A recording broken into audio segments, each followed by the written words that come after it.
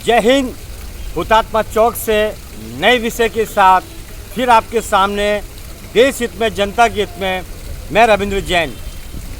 हमारे भारत ने बहुत गुलामी सहन की, बहुत तकलीफ़ें सहन की, हजारों लोगों का खून बहा और सोचा था कि भारत आज़ाद होने के बाद एक नई जिंदगी और नई दिशा में चलेगा।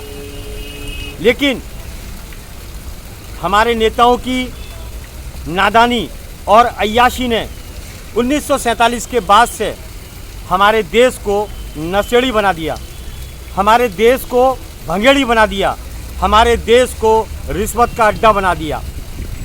ये सभी बातें मैं आपको इसलिए कहना चाहता हूँ कि जितना इन नेताओं को आराम मिलता है उतनी हरामखोरी इनके दिमाग पे, दिलों में छा जाती है। इसका सीधा अर्थ है, जब ये हरामखोरी करने लगेंगे, आराम मिलने लगेगा, तो रिश्वत वसूली, अनाप शनाप खर्चे इनके पल्ले पड़ जाएंगे, इनकी आदत में लग जाएंगे। मैं ये नहीं कहता कि सभी नेता हमारे देश के दलाल और गद्दार हैं, लेकिन ये बात सच है कि हमारे भारत का 99% नेता दलाल है और अय्याश है। इन नेताओं को देश की जनता की परवाह नहीं, इन नेताओं को देश की जनता की परवाह नहीं, ना हमारे देश की नौजवान पीढ़ी की परवाह है।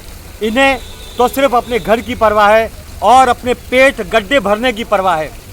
आप ये अंदाज लगाइए, सोचिए, खाली मोबाइल में घुसने से काम नहीं चलेगा। आप विचार करिए, एक नेता सत्ता पर जब आता है तो 5 साल में हजारों करोड़ रुपए कमा के, डकार के, जनता का लूट के और आराम से बैठ जाता है। उसके ऊपर कोई केस कर नहीं सकता, करने वाले को निपटा दिया जाता है।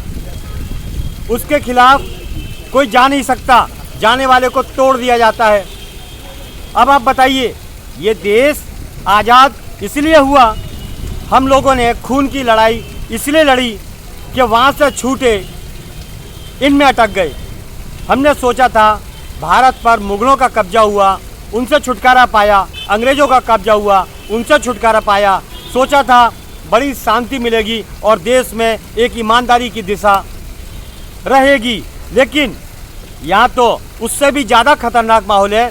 हमारे देश के नेता मुगल और अंग्रेज, उनका मिला हुआ खून है, जो हमारे अपनों को लूट कर, अपने ही देश को लूट कर हमारे देश को बर्बाद करना चाहता है। ये है हमारे नेताओं की सच्चाई। माननीय सर्वोच्च न्यायालय जी, ऐसे नेताओं की जांच हो, यहाँ से लेके और इनके गांव तक इनकी संपत्ति की जांच हो, हजारों अरबों रुपया कहाँ पर छिपा के रखा है उसकी जांच हो, और सरेआम बीच चौराहे पे इन गद्दारों को फांसी दे दी जाए। आम आदमी गलती करता है तो उसे सजा दी जाती है, पुलिस भी ताल ठोकती है जोरदार कि हाँ हमने मुजरिम पकड़ा। तो देश की सत्ता पर बैठने वाले ये सबसे बड़े मुजरिम हैं, इनके ऊपर हाथ डालो तब हम ताल ठोकेंगे, हाँ आपने बढ़िया काम किया, अच्छा काम किया। बड़े शर्म का विषय है माननीय सर्वोच्च न्यायालय जी, देश में आज के नौजवानों को नशेड़ी बना दिया, नशेड़ी।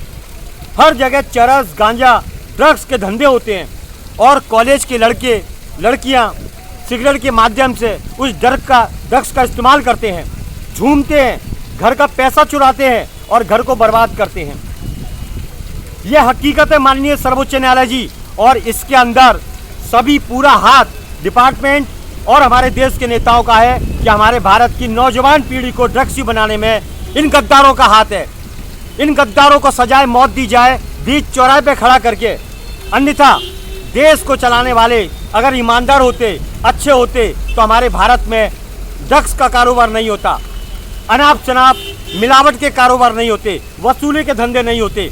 ये जितने भी कारोबार हैं अय्याशी से ताल्लुक़ रखते हैं, और हमारे देश का नेता एक नंबर का अय्याश है, निठल्ला है।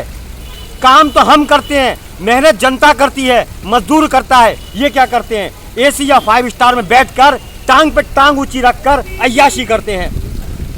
ऐसे नेताओं को बाहर निकाला जाए। और माननीय सर्वोच्च न्यायालय जी, इनकी अय्याशी का हिसाब तो दीजिए, हिसाब तो मांगिए कि अनाप शनाप खर्चा जनता का किस तरह उड़ाते हैं ये अय्याश नेता, जैसे इनके बाप का पैसा हो। जनता भूखी मर चुकी है, दूध के पैसे नहीं है, बच्चों को पढ़ाई के पैसे नहीं है। हालत बद से बदतर हो चुकी है। वकीलों की फीस, केस लड़ने के लिए अनाप शनाप, डॉक्टरों की फीस, आदमी जिंदा ही नहीं आएगा, लंबे लंबे बिल आएंगे, उसका घर बिक जाएगा। तो ऐसा कानून किस काम का जो जनता को सुविधा ना दे सके। मेरी विनती है माननीय सर्वोच्च न्यायालय जी, आप आगे आइए, देश को एक डोर में बांधिए, कानून सबके लिए बराबर और हिसाब से सब चले, ना लंबे लंबे बिल मिले, ना लंबे लंबे घोटाले हों, ना रिश्वत का काम चालू हो। इस पर संज्ञान लीजिए। जनहित में नए विषय के साथ फिर आपके सामने हाजिर होगा। मुंबई से मैं रविंद्र जैन, जय हिंद।